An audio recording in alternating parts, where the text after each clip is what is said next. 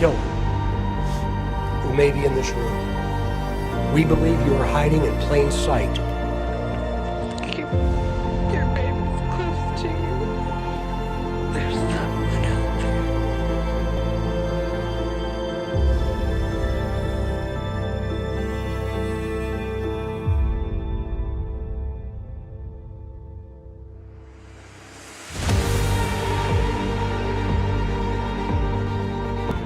What's up, Mob Crew? I'm Chris, and today's missing person case is Dawn. Also, today's person of interest is Olivia. Today's missing person case is Courtney.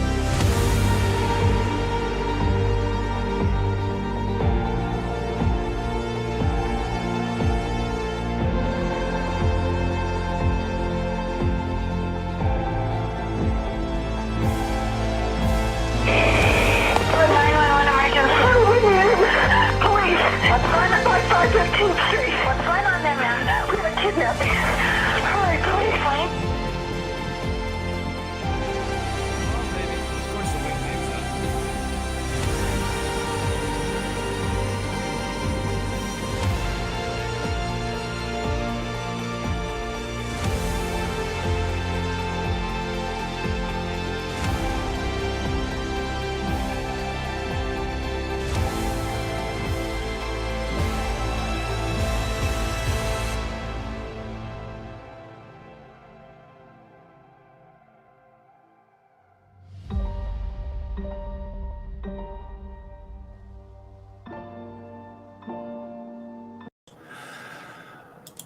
What's up, everybody? Welcome to the show. I am Chris with Monsters Under Our Bed. We cover murder, mystery to the paranormal.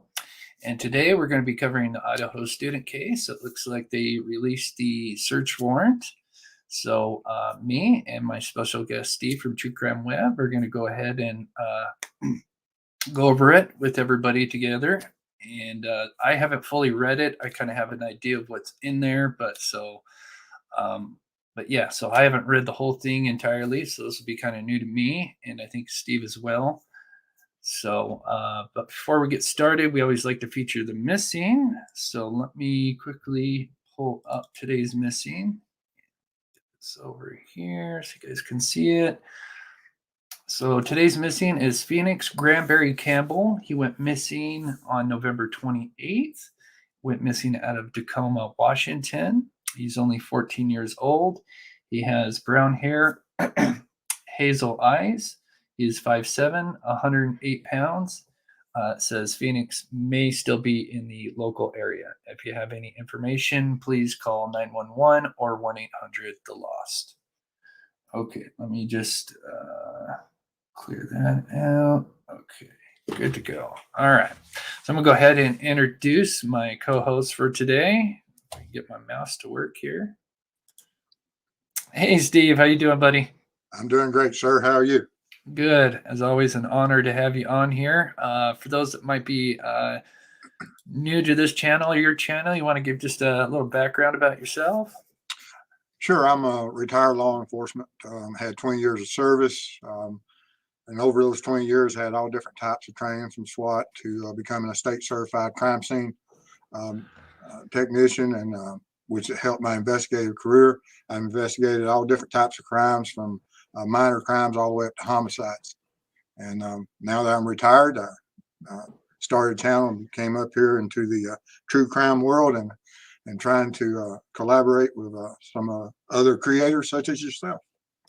It's an honor to have your insight, man. It's amazing. Every time I talk to you on a case, I'm always looking at things that I've at angles I would have never thought of. So it's amazing to have you with me. So we will get caught up in chat here. So I'm using StreamYard, so bear with me. I'm used to using my OBS, which is a streaming service, which is a little bit more easier when I'm doing it solo. So when I have a guest on, I use StreamYard.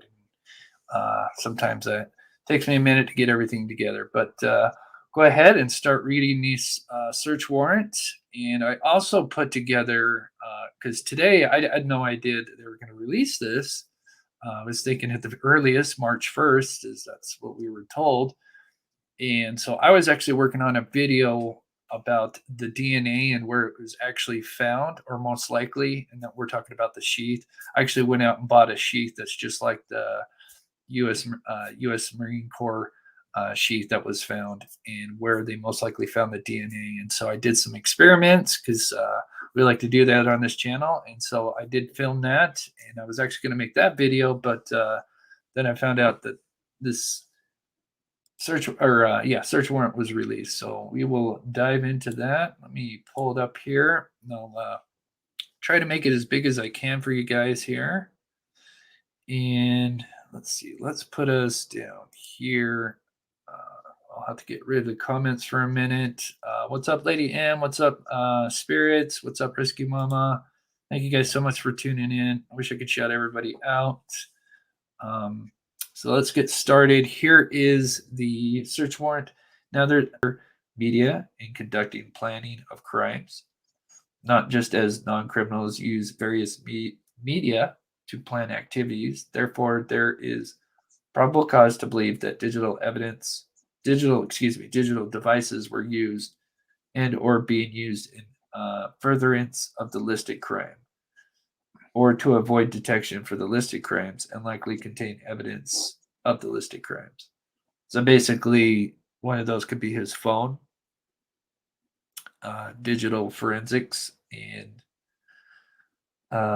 let's see. So it goes down a little bit.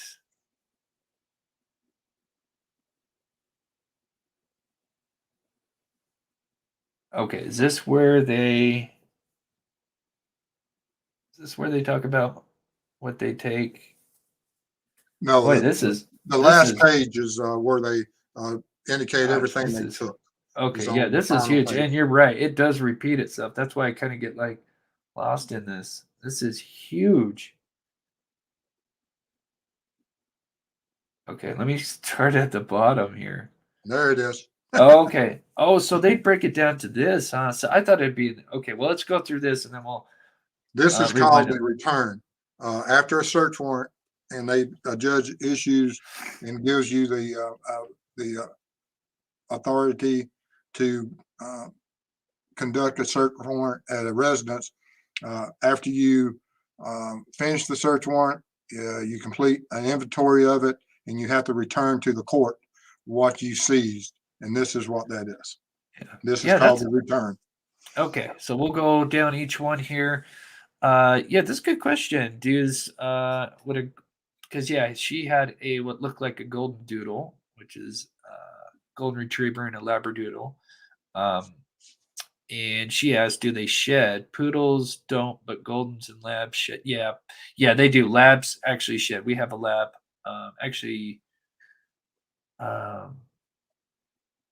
Yeah, we have a labradoodle. Yeah, I had to think about that. But yeah, we have a labradoodle, and he sheds like crazy. Okay, good question, though. All right, so what they seized: one nitrate type black glove. So one nitrate. So I wonder if he got rid of the other. One Walmart receipt with one Dickies tag. So Dickies is a pair, probably I'm going to go on a limb, probably a pair of jeans or work pants, I should say. Dickies is, I used to wear a lot of Dickies for when I was working. They have nice black pants, great for working in, comfortable. And Walmart definitely does have a lot of Dickies items. So I'm going to go on a limb and say maybe some kind of pants, or it could be some kind of shirt or coat. But when I think Dickies, I think of pants. 2 Marshall receipts. And I'm trying to think of Marshalls. I might have to pull that up. Anyone in chat remind me what Marshalls has? I can't think of this. It's sort of a clothing store. Is it just clothing? Okay, I couldn't remember. It was more. And it is. Yeah, that's right. It is a clothing store. Okay, so this is probably where he got his dark clothing. Dust container from Bissell Power Force Vacuum. That's got to be huge. What do you make of that? Well, all of it is interesting, even from the when you start at the black glove, he has one left. Normally when you now during his collegiate courses and classes. I don't know if they handle evidence and things, or why he would have nitrate gloves, or if he just bought them from Walmart or something for cleaning.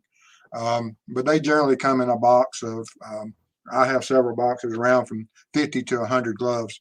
So he has one left.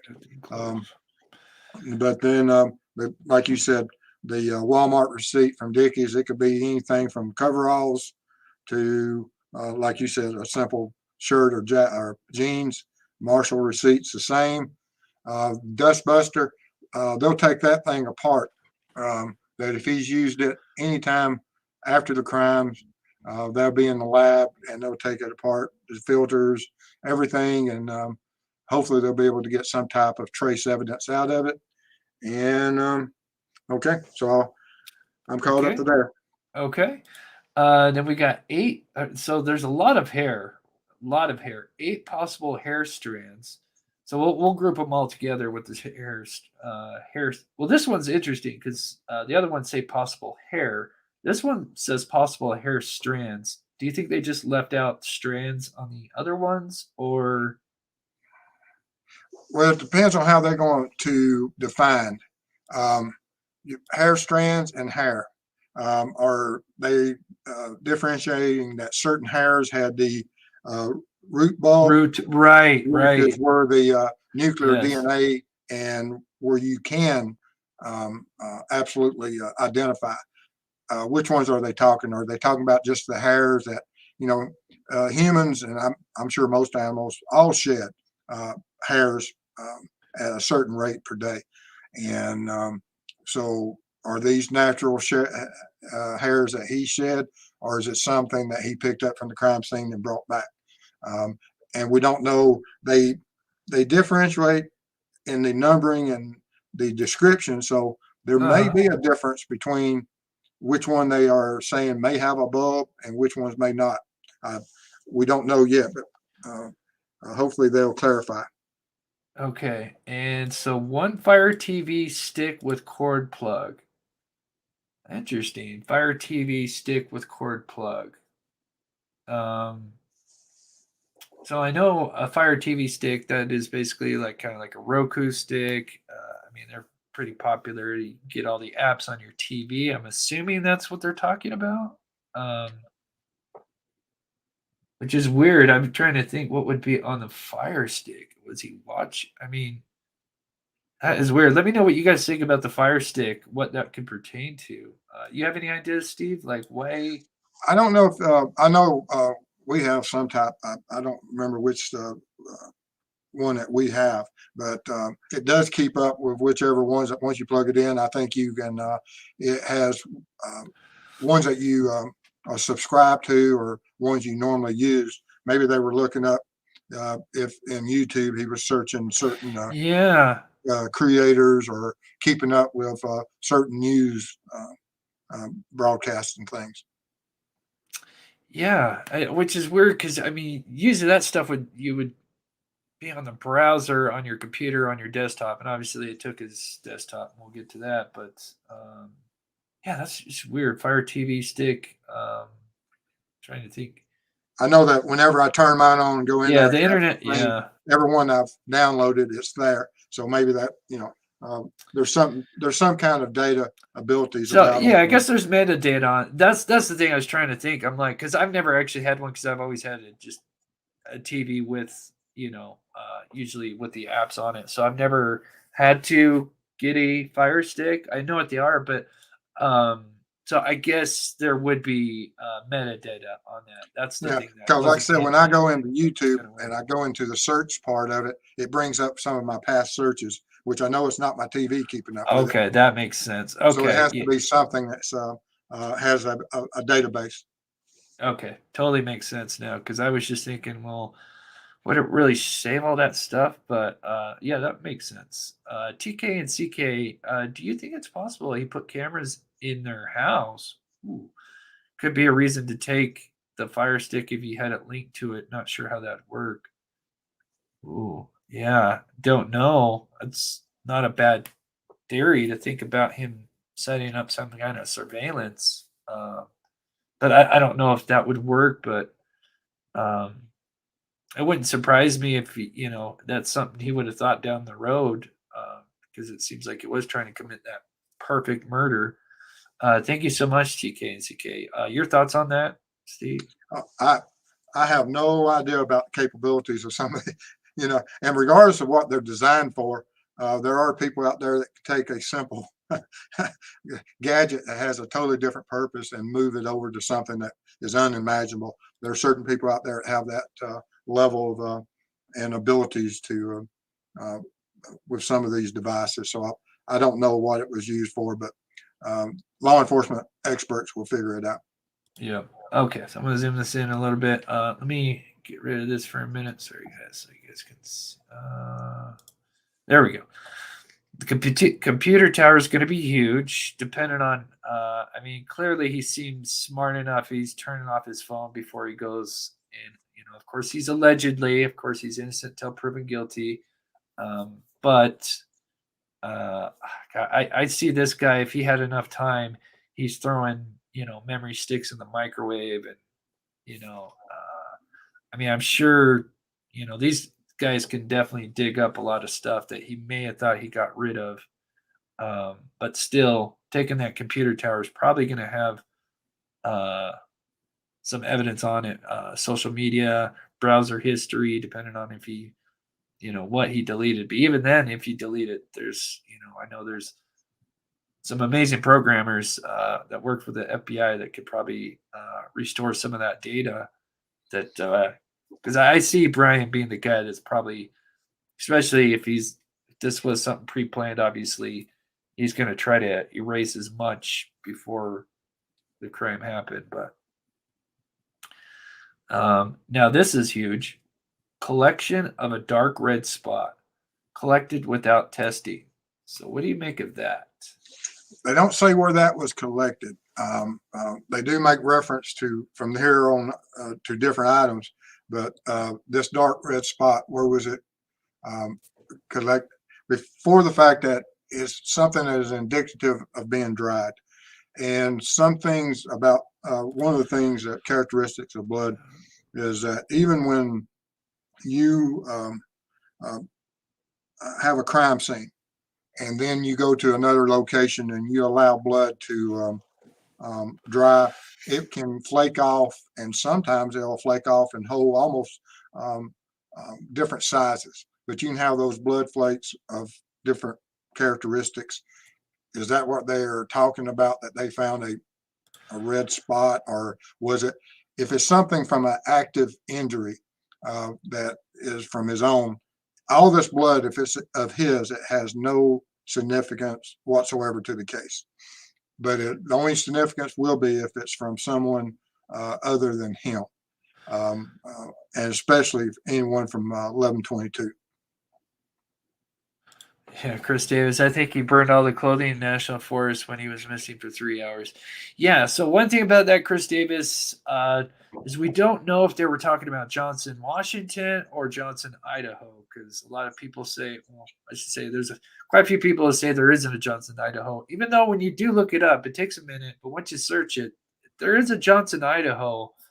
But a lot of people think that they're talking about Johnson, Washington, but the timing makes sense. I did it, of live show where I kind of did the timing of if he drove back home after that Albertsons and then he left at about 3:30, he would have gotten there at 5:30, which would have made sense because it's about a 2-hour drive. So it's quite possible. So that's still up to debate. I wonder if do you think they would correct anything in the PC affidavit and re-release it? Now what? I missed that. The whole Johnson, Idaho / Washington debacle. No.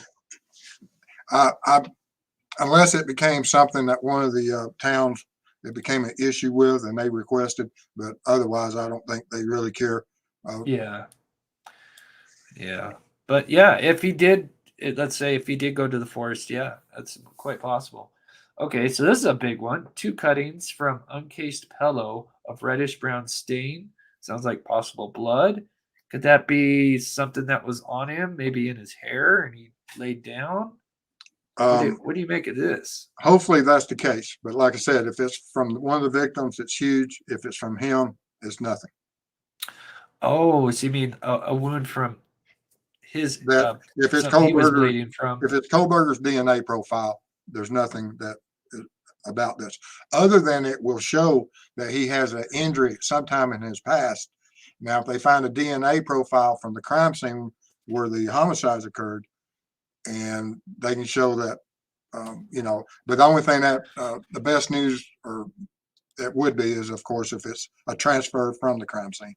But there is, by showing this, that there is a possibility he did injure himself at that crime scene for the fact he came on, and now we have blood evidence at his residence.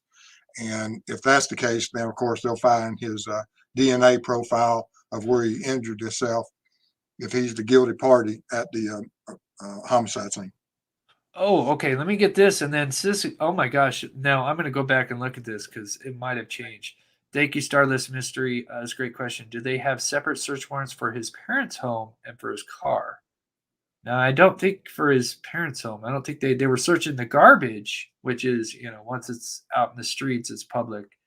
But now, when it comes to a search warrant, does that include a person's car? Or do you have to get that separate? How does that work? A lot of times, and now I would be surprised if they did not have a search warrant that once they arrested him, you have the arrest warrant, but I would be surprised if they didn't have a search warrant for that residence due to the time that he was there. Sure. It may not have just been reported yet or been released. And, but if they just seized his car, of course, there would be a search warrant just for it, or a seizure of it to take it back to Idaho or have it shipped back. Okay. All right. I have to check this and we'll come right back, guys. This will be huge. This will answer a big question because Citizen says that it says Johnson, Washington now. And I am super curious to see. So let me quickly. Okay. It would have been. Oh my gosh. It does say Johnson, Washington. So it was an oopsie. Thank you so much, Citizen. That's amazing. So now we know it's Johnson, Washington. So that kind of throws out the theory of him going out to the national forest. So I'm glad they fixed that. That's huge. I mean, now we know that where he's that 3-hour gap of where he turned off the phone is really just I'm kind of guessing here 20-30 minutes south. It's kind of where he went to that Albertson south. It's in between that, if I recall, or it's further down south. I'd have to look it up, but it is just kind of directly south of him. But that's huge that they did actually fix that. So it is Johnson, Washington. It was a oopsie. Okay, going back to this because there's a couple other things that. So these kind of seem to kind of fall together here. So the last one, they even have an A, B, and C. So kind of curious what you think. It's almost like this is all 3 different locations, separate. Oh, is that what that means? Let me move the comment so everybody can see. Oops. So this is 3 separate areas. Yes, you got some from the uncased pillow, which means where's the pillowcase? So they took a cutting or swatch from that, and I'm sure they searched for the pillowcase, and hopefully they may be able to find one that's been washed, laundered, and still be able. Sometimes after you process clothing or any type of item that's ever had contact with any type of blood, you can, luminol is one of the most presumptive tests that you can do. You can still, regardless of how clean it looks, there's sometimes remnants of it, trace evidence of DNA. A lot of it depends on what temperature when you wash items, if it would destroy the DNA profile. And then our last one is top and bottom of mattress cover packaged separately, both labeled C, multiple stains. So it seems like his bedding and pillowcase had some stains on it, and they're not sure, so they basically took it just in case for testing. Yes, and this shows more of an injury for the fact that you're talking that it's already went through the sheets and has come in contact with Oh, mattress covers and also the uncased pillow. They're not talking about a pillowcase. They're talking about yes, the the uncased pillow. so you're talking about substantial injuries that will That allow he, someone to uh, bleed through either a pillowcase and then it transfers into the pillow itself, and the same with the mattress covers. wow. Now, So with the that's pillowcase, would that more suggest the head area, would you yes, think? Right. yes. And then when you get to the down to whatever part of the mattress cover, you know, where could that be? Could it be a hand injury, a leg injury? I mean, it could be anything, or it could be any part of the Interesting. mattress cover. We just don't know. Right. That's wild. So, and then we know that he was, now we don't know what he was being seen for, but he was keeping up his appointments. He was seen at a medical center 4 days after this. It doesn't say, just his Pullman Medical Center, so we don't have no idea, is it, psychological, is it, or is it physical? We don't know. Just know that he was apparently keeping up his appointments, and it sounded like he had kind of like regular appointments, but interesting. He was seen 4 days after this occurred, but that is huge. That he has some kind of wound that may have been inflicted maybe by one of the victims putting up a fight. Hopefully, Yes, and the natural conclusion is if he's bleeding that much, even after he gets home, which it could be a different injury, it has nothing to do with the homicides.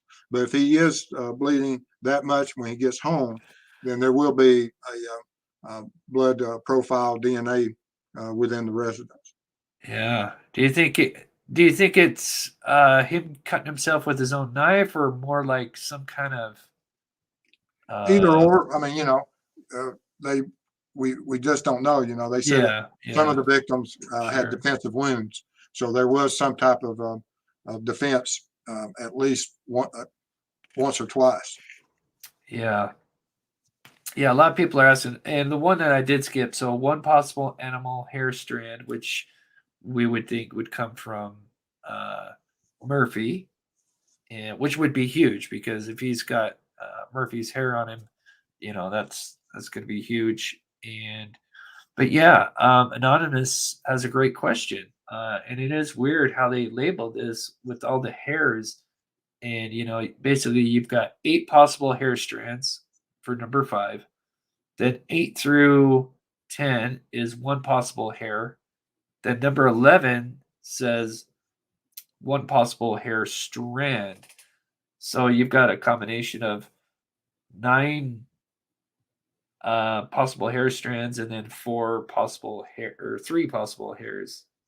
So really weird. Have you ever seen anything kind of labeled like that in your experience? No, not from the. I don't know if they did this with tape liftings of furniture. We don't know what the collective methods were. We don't know if this from drain traps of the sinks, or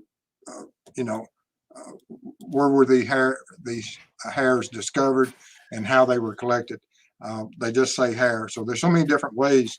They could have Yeah. went in there to the P traps inside the sinks and found this. Oh, sure.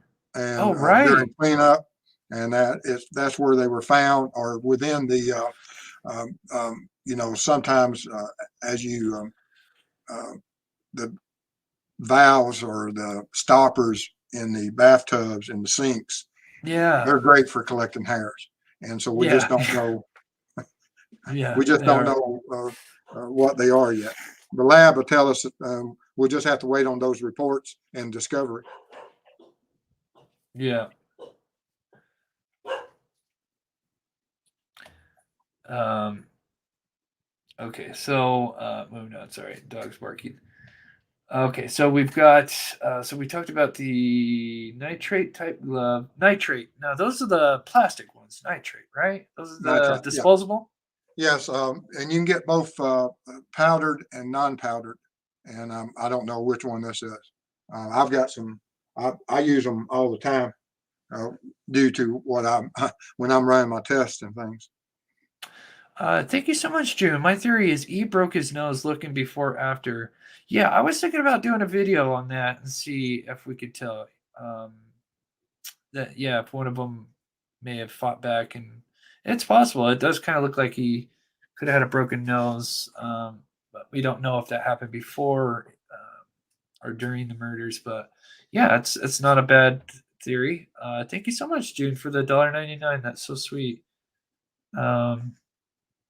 Okay, so all right, so we covered that, and yeah, it's just those hairs. It's so kind of weird how they put those down. Um, so that's cool. That I'm so glad that we were able to look at the clarification on the Johnson Washington, because that was huge. A lot of people were kind of 50-50 on that. I think a lot of people in Idaho were like, there's no Johnson, Idaho. And here, if you type it up, it takes a minute, but then you do find it. So now I don't know. Did you add, so if they do a search warrant on the house, that doesn't include the car, right? That has to be a separate. Well, no, I mean you can include it, but Oh, okay. but by the time they got to this, they served this in both, I think, in Washington and in Idaho. They had a search warrant for his office, also looking for similar from his workspace. But also, we have a search warrant where his car is in Pennsylvania. So the seizure of it would have been through Pennsylvania. The one through his apartment would have been Idaho, and then you had the one where his office and schooling is in Washington State. So there's 3 different states and jurisdictions that will have different warrants and searches, and so there's a lot of logistics with that. Yeah.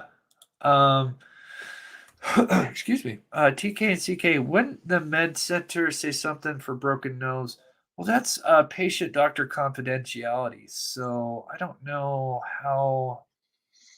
what kind of records they can get. I mean, can they get certain records from the doctors if it pertains Yes, to? if it's criminal, but that takes the courts and search warrants.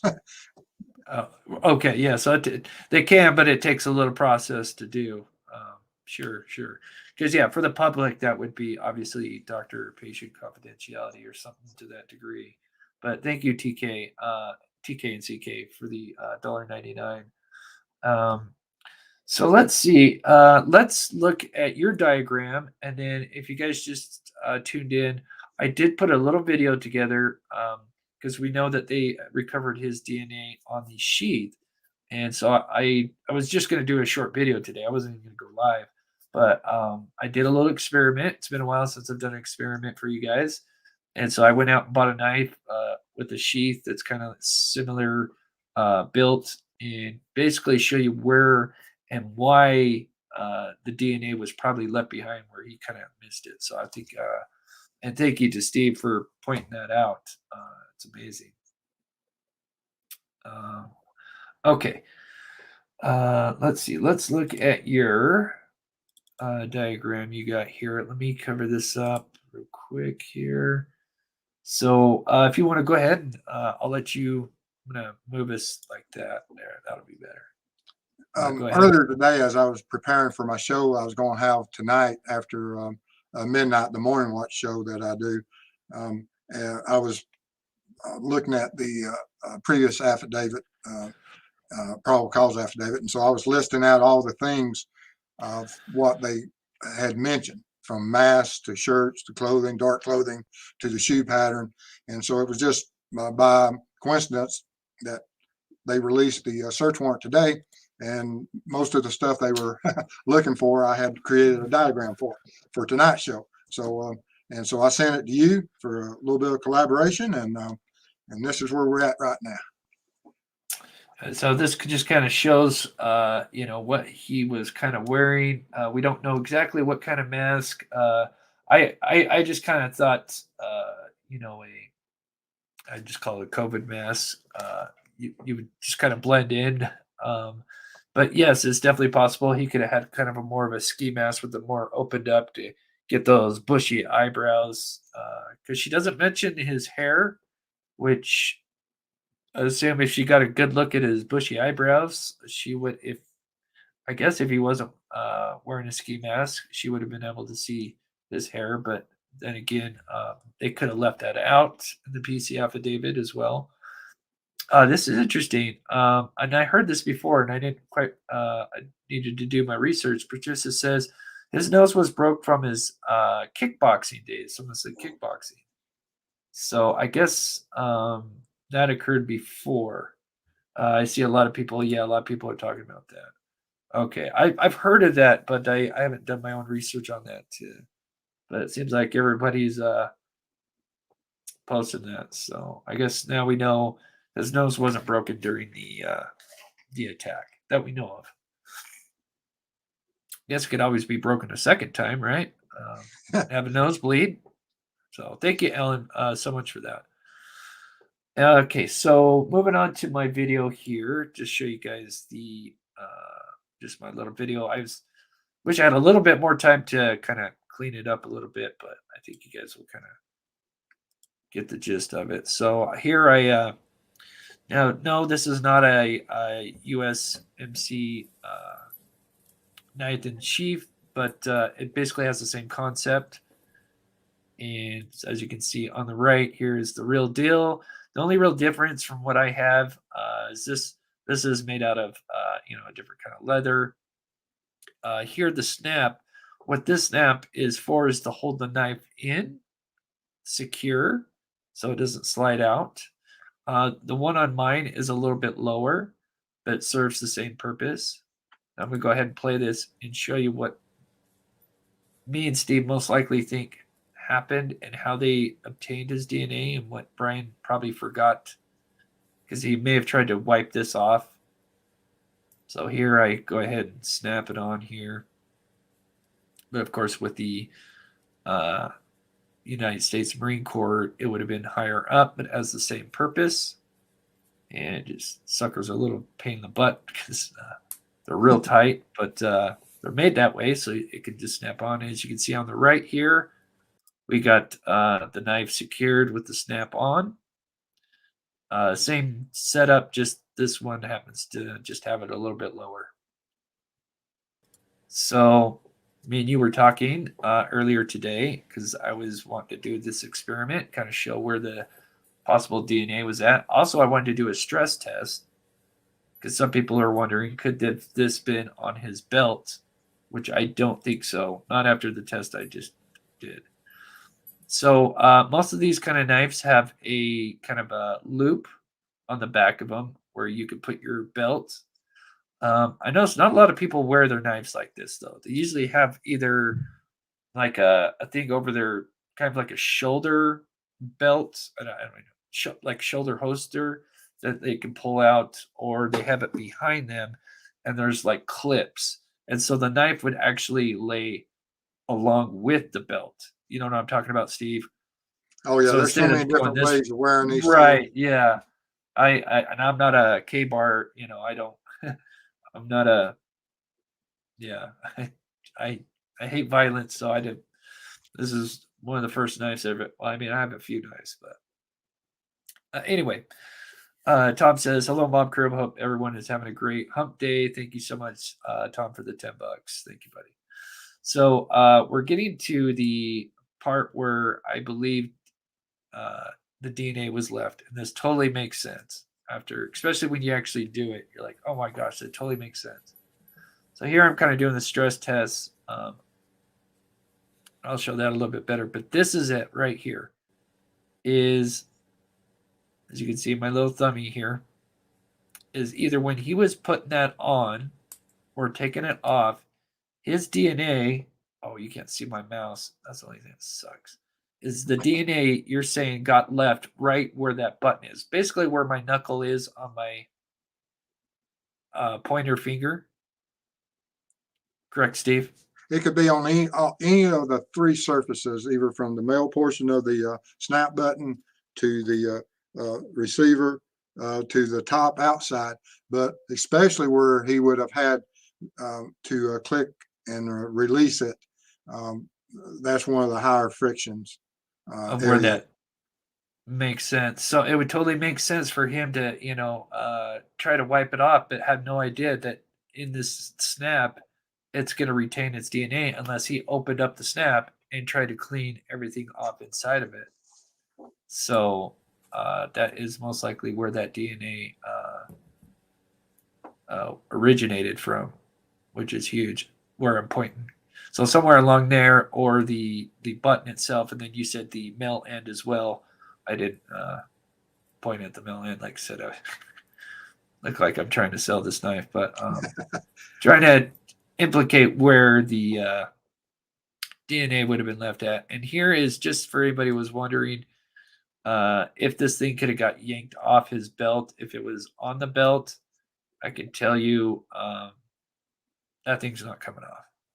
Unless that leather was like completely worn in the stitching, that thing's not breaking off. All right, don't challenge me now. I'm gonna have to order one.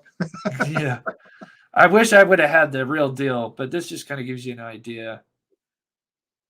Now I wish I would have had an actual K-bar sheath, but I think, and you said yourself, you think when he probably had the weapon, and I'm going to kind of show what.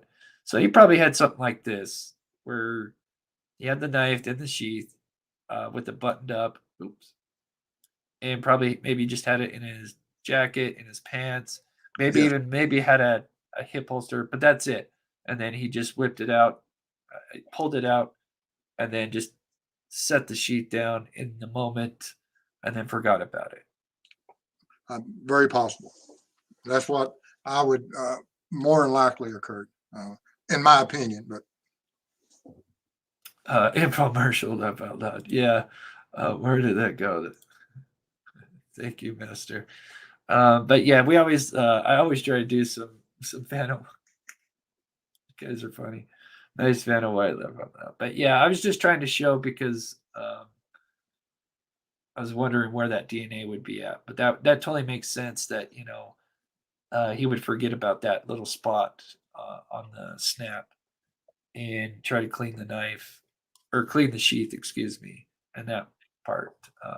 But yeah, most likely carried it in his pocket but didn't have it strapped to him where they yanked it off because with that amount of pressure, I mean, I'm sure with enough pressure, you could probably bust the belt, but I'm sure with that amount of pressure, that would have pulled him, that would have knocked him down, right? Because it's attached to him. It's his belt. He would have been pulled over more, or, stumbled, probably stabbed himself or something. I don't know.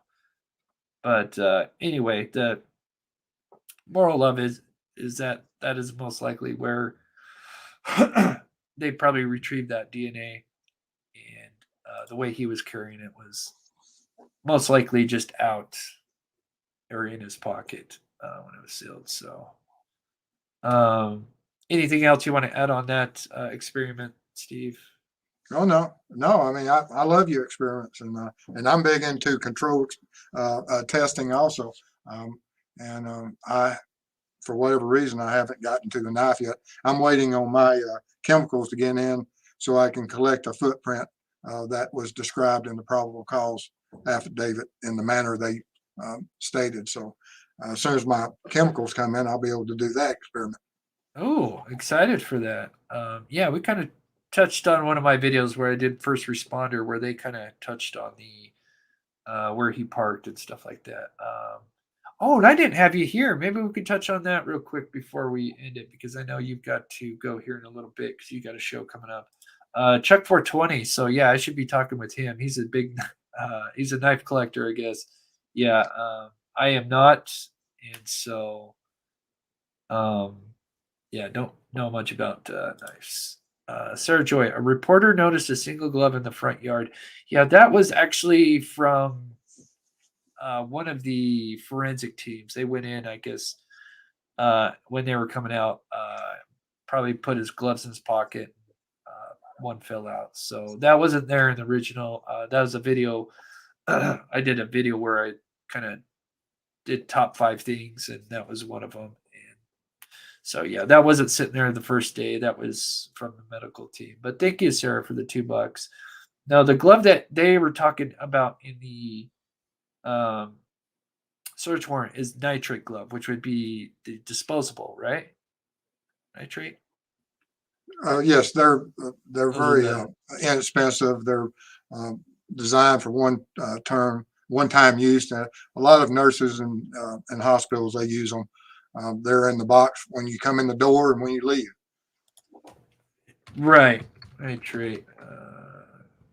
I just probably misspelled that. So something like that right there is what they discovered. That's the blue version, but yes, they Yeah. So that's what he was, and apparently he was wearing those when he was throwing stuff away as well, right? I believe. I think they mentioned that in the surveillance that he was during the probable cause thing. They talked about he was wearing gloves while cleaning. Yeah. Thank you, Phoebe, for becoming a member. I'm sorry I had you up there and I got sidetracked. Thank you so much for becoming a member. And I'm just checking your guys's thing in here. If you guys can, please hit the like button. And I have the link to Steve, my special guest. He covers this case as well. Former law enforcement, worked in forensic, has great insights, and he does 3 to 4 to 5 shows a week, plus some member shows as well. So you're putting out a lot of content now. And me and him are going to be working late spring. We're going to start working on some cases. Dylan Rounds is one of them. I can't mention the others until the time is right. But, we not only cover true crime, but we're going to, once winter kind of moves on, we're going to get out there and try to help some of these cold cases. Tom says the brown and red stained pillow sounds interesting. Being they said you could clearly see their face with no blood on it. Oh, you're talking about the first responders. Oh, wait, no, you're talking about Dylan. I think, is that what you're talking about? Are you talking, because we use the word they. Maybe you missed that first part. Steve believes some kind of head wound to Bryan caused the bleeding through the pillowcase, either by one of the victims. Unless you're talking to Kohberger himself, because if it's from his residence, it has to be his injury to still be supplying that much blood flow that it would go through the pillowcase onto the uncased pillow. Right, yeah. And so it would have to have some type. It wouldn't just be a transfer. Right, not the after victim's an blood hour to or so. him. It's got to be his blood. It would, yeah, yes, it would be one of Kohberger's injuries. Which, if he has an injury, let us hope the injury occurred within the residence, and they were able to find and distinguish his DNA profile. Yeah, thank you so much, Tom. And I'm sorry. I hope I answered your question. It was my apologies. Okay, so we're just gonna kind of do a short show because Steve's got a member show, and then you're gonna do a show. What time tonight? At 12:05. It's called Morning Watch. It'll actually be just shortly after midnight tonight. Be on the 19th at 12:05 a.m. Okay. Thank you, Ruby Joy, for becoming a member and supporting the channel. We'll have some stuff for the members coming out real soon. Molly's got your schedule right there, which is amazing.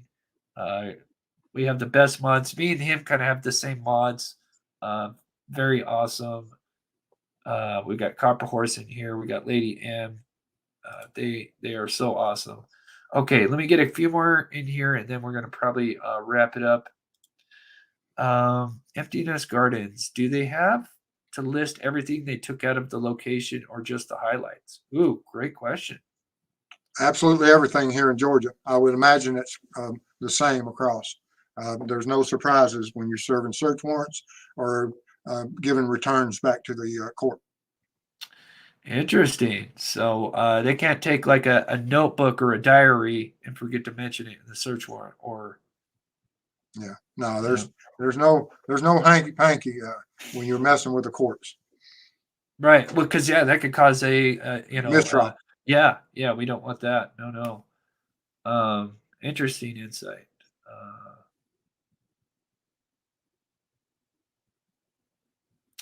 Chris Davis said, "Oh, and thank you so much, Emptiness, for the $5. I'm sorry. Thank you so much.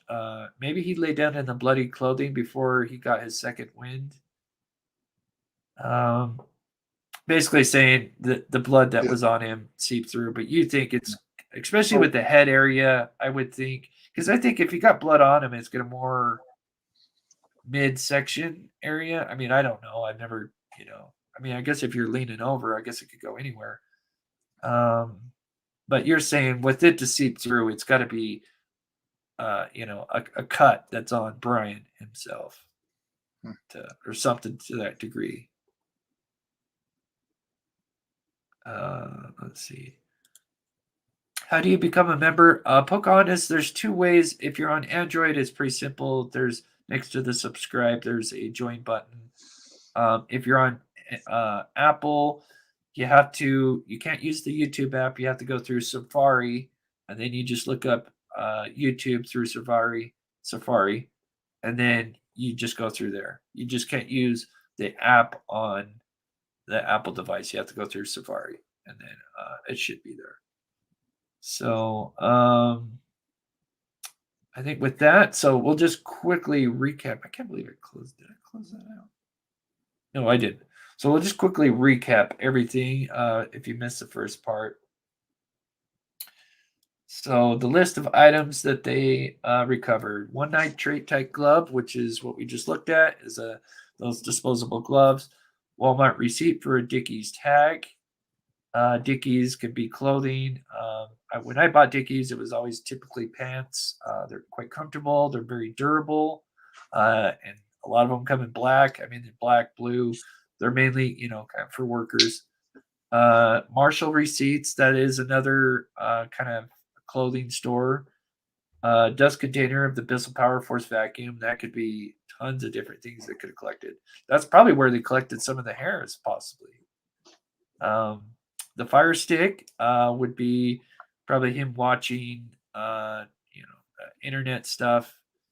It's weird. It's a fire stick and not like a, like a memory stick or a thumb drive. I would kind of expect that more than fire stick. It's kind of weird. Of course, a computer tower, possible animal hair strand. They believe that he could have came in contact with Murphy. Well, I mean, he did. So it's possible they could have transferred that hair to him. And then the bottom one, which is what we were just talking about, is collection of a dark red spot, and then an uncased pillow, which is like the pillow case under, is there was a reddish brown stain, most common with blood.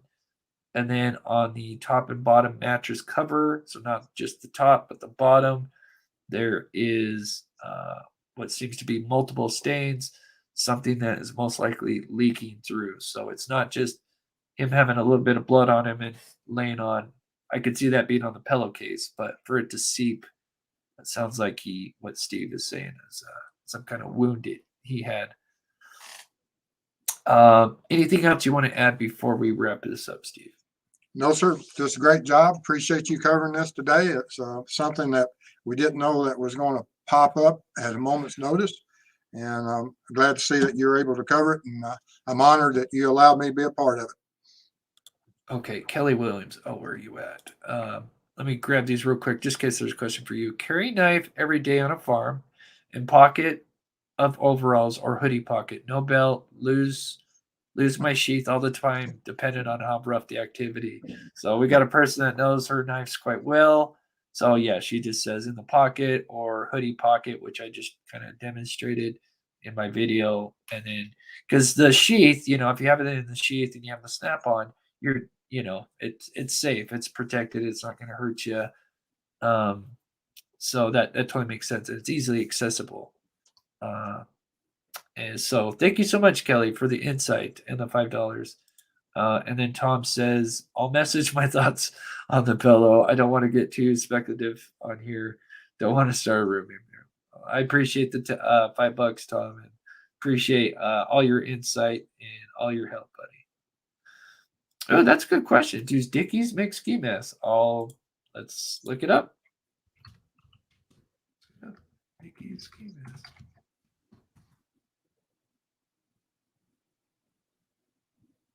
I think they do. Yes, they do.